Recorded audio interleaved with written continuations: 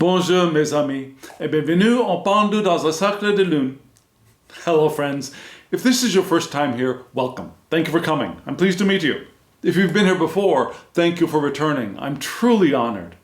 Friends, if you are a returning visitor, you know from my attempt at a French introduction that this is my series in which I use Cercle de Marseille adjacent or antique Italian decks to help me unpack the reading that I got from the video I recorded earlier in this week. And if you've been following along, you know that the earlier video of the week for this almost past year has been a Thoth-based reading. I've been doing a deep dive into the Thoth tarot system. And we're nearing the end of that, but not at the end quite yet. We've still got a few more weeks left. So I've got that video already recorded and up. And I'll put a card up here for you to click on and hop on over and watch that first and then come back to this one so that you get the foundation from which this video is leaping. Yeah? And foundation actually is a very important word from the previous video. Foundation. Just in case you did see that video, and really, I highly recommend watching the first video before this one. Just in case you did see it and it's been a while, let me give you a brief refresher. The title for this week's first video was Open to Change, and it was about being open to change. A new era in our lives, our own evolution. We know living an intentional life, and this entire channel is basically dedicated to how we can live an intentional life, how we can live life more intentionally, how we can have more access to and flow with the powerful current of intention.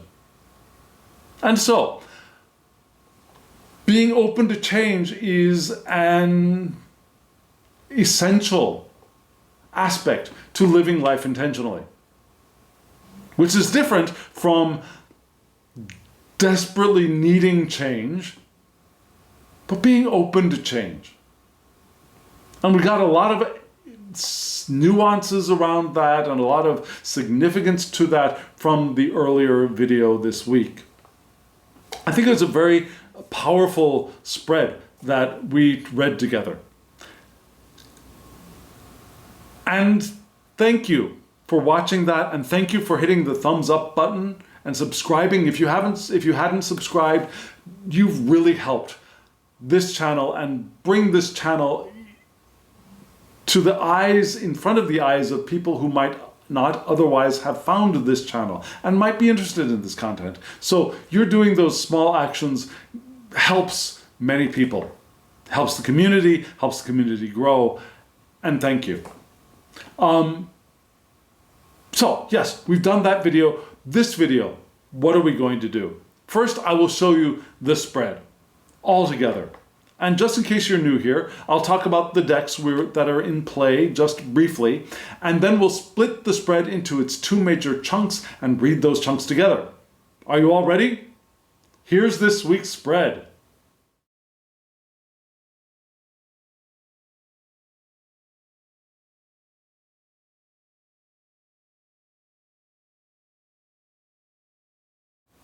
So, you saw two decks, right? Now, if you've been following along, you might recognize at least one, if not both of them. Now, one of the decks, the Oracle deck below, yeah, which gives us advice or maybe a recapitulation of the cards above. Those three cards are from the Cercle de Lune, and it's a wonderful, wonderful deck, I think, to work with alongside with Cercle de Marseille. Now, just in case you find that working with Oracle cards and Cercle de Marseille adjacent, antique Italian decks, if you think those two together are anathema, I'm very sorry. That is me. Yeah. So I think these two styles of deck work together beautifully by their artwork, the way that they interact with each other. It adds a little dash of astrology into a Cercle de Marseille reading for me. I think it's a lovely addition. So those two cards are from the Cercle de Lune at the bottom, and the link will be in the bottom to Amazon France. You can order them around the world from Amazon France, I think still. Yeah, at the time of this video, you can still do it. The four, yes, count them, 4 cards above are the spread. And they are from a wonderful, wonderful deck that is very particular and a little bit peculiar. Yeah, it's a wonderful deck. It's called the name of the deck has slipped my mind. I'll put a title down here at the bottom for you. It's a wonderful deck. I've got a vintage copy of a deck that is very, very out of print, but you can get another printing of this card on actually more usable, more sturdy, more durable cardstock from the Cartomancer at Big Cartel. And I'll put a link to her deck down here at the bottom because it is a wonderful deck. Her coloration is a little bit different. Her coloration is a little bit more in the pinks and grays, whereas this one has got more of a tea-stained background with more yellows and reds, but still beautiful decks, both. Okay, so there will be a link to the Big Cartel version of this deck if you're interested. Now, here we go, friends. Now we will split the deck into its 2 pieces. We'll read the 4 cards from the Tarot first, and then we'll look at the 3 Oracle cards. Are you all ready? Here we go.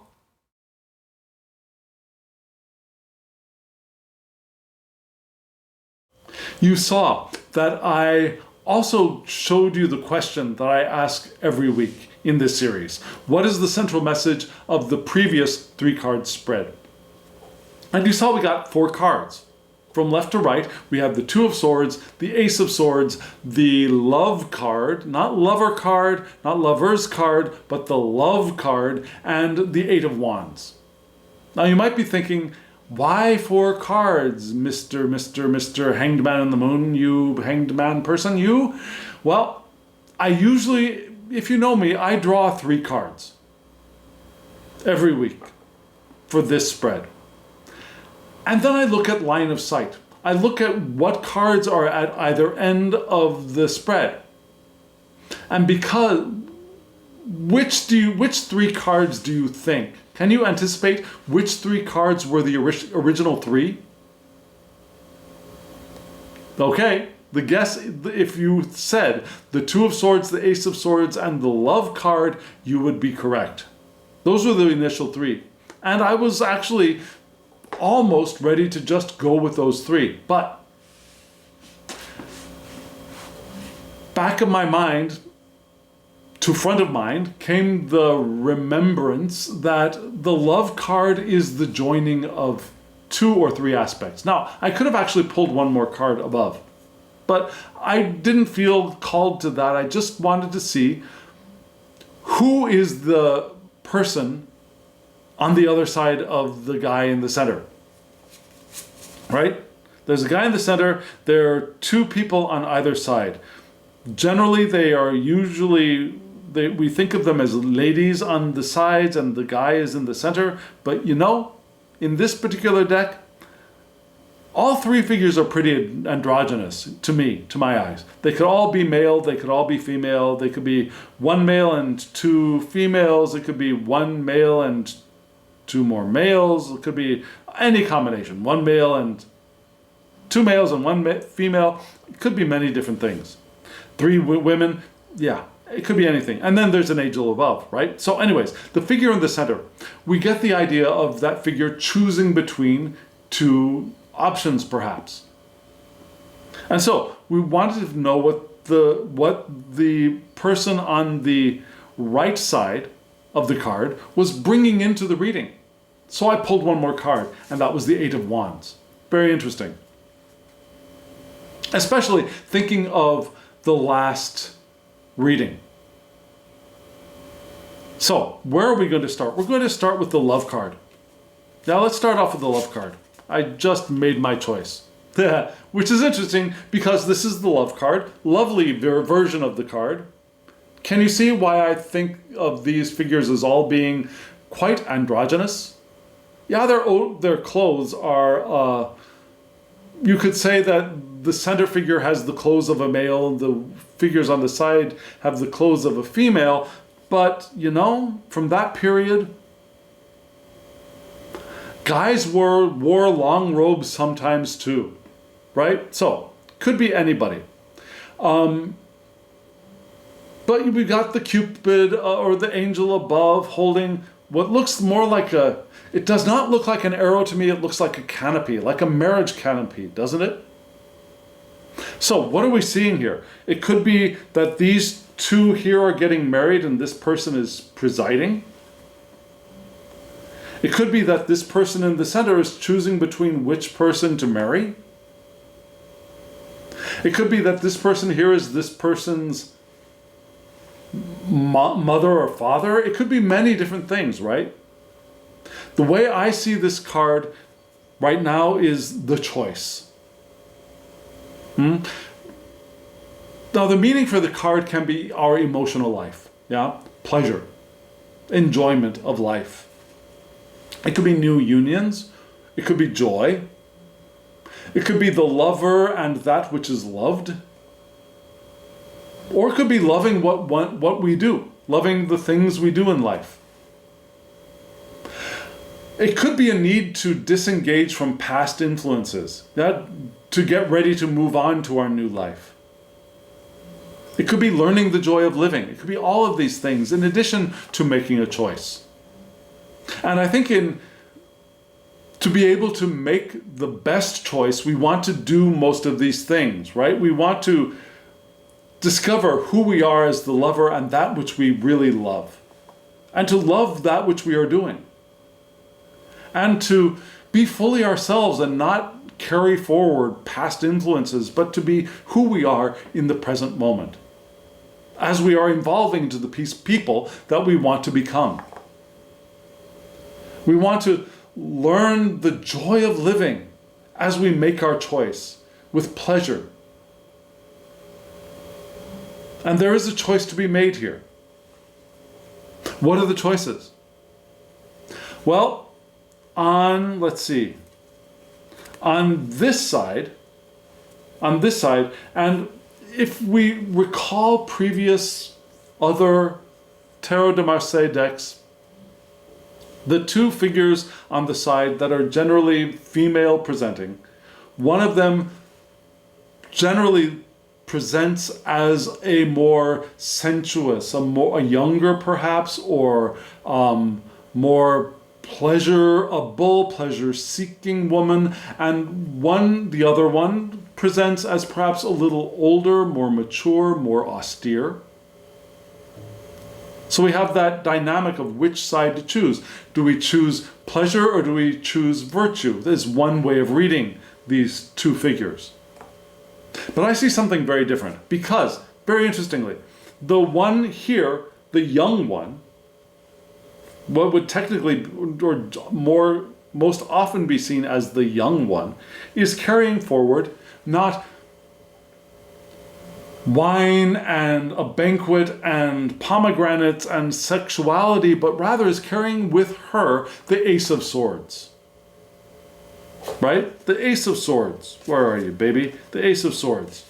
Which is interesting because do you see these laurels? Usually these laurels are on the head of the female figure that is usually here, but we don't see any of the laurels here. This one is actually carrying the laurels forward. Carrying the laurels forward. Which could be, where are we again? Which could be this, the Ace of Swords. Beautiful card. You see the laurels around the sword. We see the crown on the above. Crowned potential of thought, right? A breakthrough, new clarity, new ideas, inspiration are all carried in this card and carried by the figure on the right of the central figure of the love card. And I say, why did I call it the love card? Because it's not amoureux, the lover. It's not amour, the plural of love. It's not amoureux. It's not the plural form, which I've said slipped in my mind. It is just plain amour, love. right? And so the figure on the right is carrying breakthrough ideas, new clarity, inspiration, great mental potential and capacity, and the mind moving into action. Not fully, but beginning to move into action.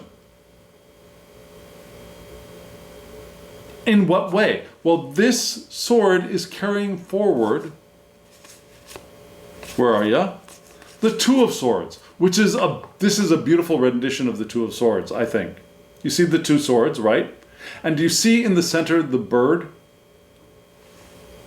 Now, I know it isn't, I'm sure it isn't, but to me, you also see the laurel, well, no, the palm, well, there's a leaf covering the bird. But the bird, to me, looks like an ibis, which is a bird associated with Thoth, which is a god of wisdom and communication and also divination.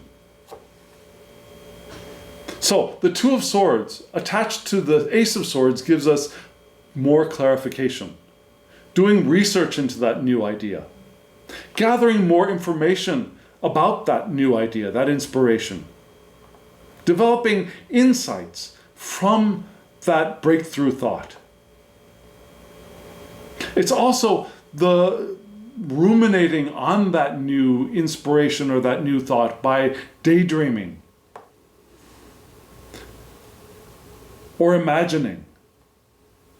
Or we can go out and prepare a project, start doing something. Remember, the Ace of Swords is the intellect moving into action. We can actually start preparing whatever that action is. There's also the potential of hopping from one subject to another, which was a danger, Will Robinson, a danger indicated in the Thoth spread, the oracle cards from the Thoth spread earlier this week. So we don't want to do that. We don't want to be, unfocused. Now, we don't want to be hopping from one thing to another and spending our energy in productive ways, right? So, we got this card, beautiful card. These two cards, the Ace of Swords and the Two of Swords, are carried by the figure here on the right. But we're choosing between that figure and the other figure, which is carrying forth this card, the Eight of Wands. And do you see the 8 there in the center? It's not a common thing for there to be an actual Arabic 8 on the 8 of Wands. And it reminds me a little bit of the lemniscate, the infinity symbol, right? But the The 8 of Wands is a card of rapid action and movement, quick decisions, effortless action, and darting about like Mercury even. Does Mercury land in any of the fire signs? No, Mercury doesn't land in any of the fire signs, which is interesting. But still, we've got Mercury, the feeling of Mercury darting about. We also have a clear path ahead, extreme concentration, which are wonderful things, focused creativity. Without effort, effort no longer exists. It's moving forward with ease. Rapidly, quickly, but effortlessly. Which do you think is going to be more beneficial for us? If we look at the earlier spread from this week, I would say choosing the side of the Ace and the Two of Swords is probably the more beneficial choice. But we can choose to move in the direction of quick decisions, rapid action, focused creativity. Because that focus is going to be beneficial for us one way or the other as we move into our new aeon. Yeah? Does that make sense? So we're choosing between what? Again, we're choosing between these and these. This. And oops, the layout was like this, right? Yeah, like this. So, what are we going to do with that? Well, we've got 3 cards of advice or something below, right? Down in the oracle cards. So, I will show you those cards together and we will read them together. Here they are.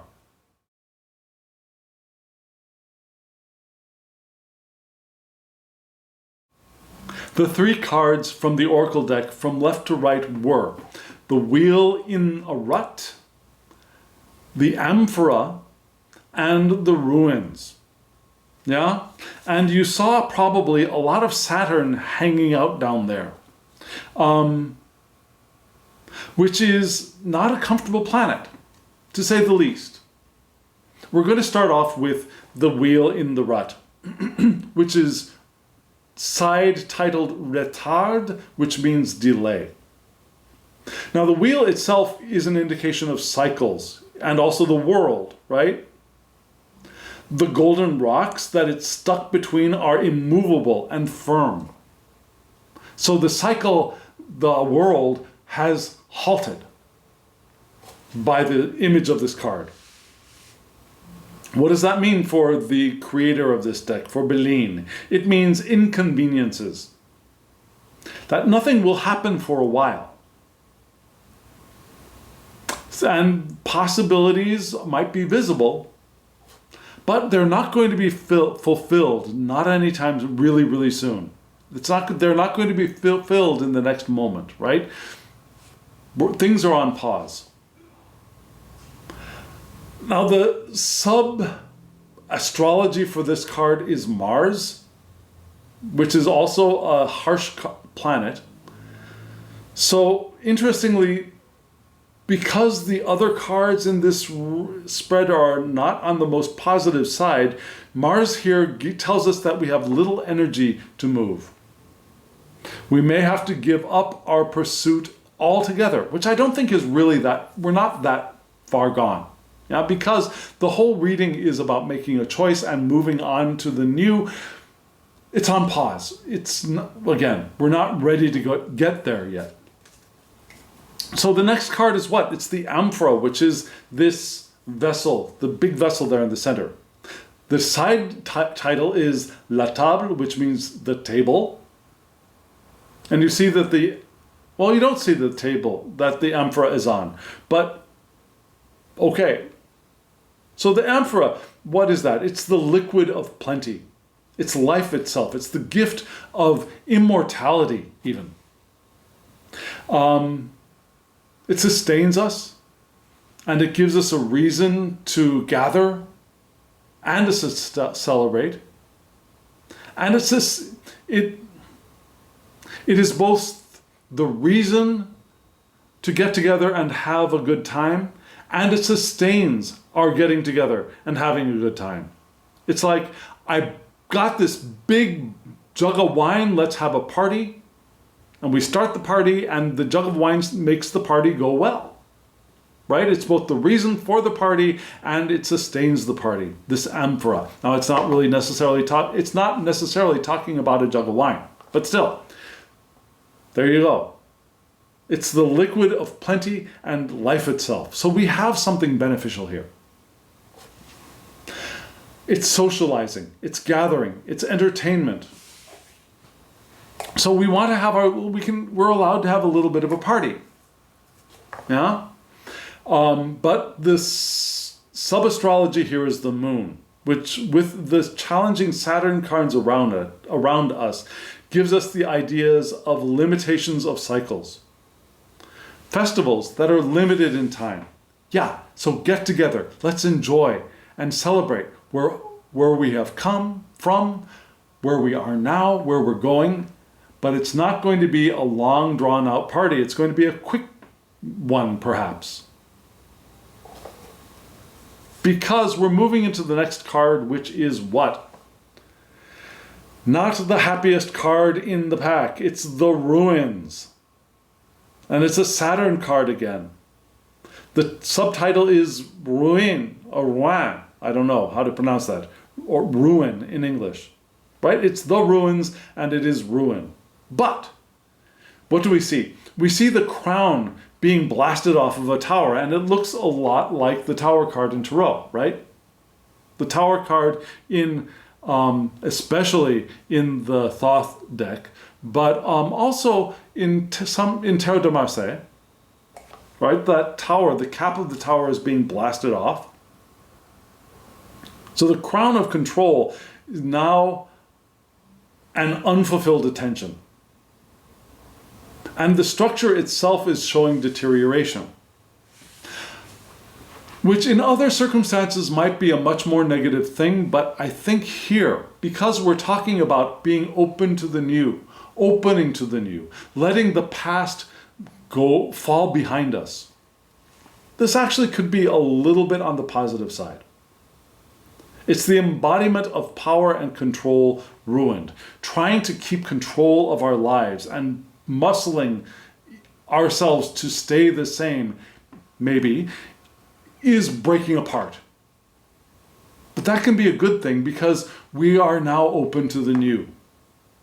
And this card suggests that we move on and seek suitable habitat. Seek out the new eon.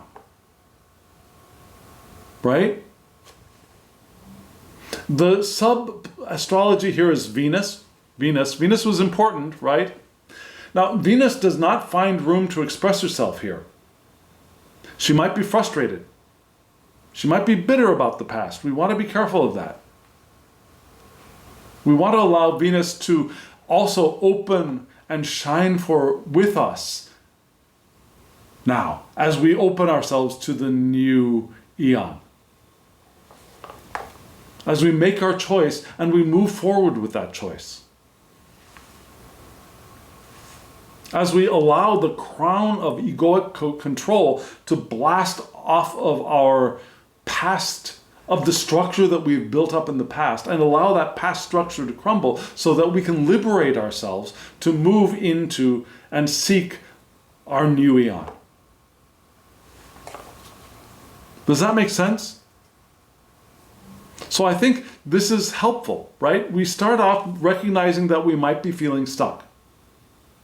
But what can we do with that? Well, we can grab a jug of wine and celebrate temporarily, because that stuckness is probably temporary. As we prepare for the blasting open of our sense of control as we open to our new eon, right? And part of that moving on is going to be making a choice. I know which side looks most appetizing to me. Then the Ace of Swords, Two of Swords is more appetizing to me, but maybe for you, the Eight of Wands is going to be more appetizing. I think both of them are possible and valid choices. I think. What do you think? Let me know in the comments below. Which choice would you make in this, from where you are now? Especially given those cards of advice from below. Which would you choose? And friends, thank you. Thank you for coming with me on this journey of a reading, and thank you for joining me here as often as you do. You are a blessing to me, so thank you.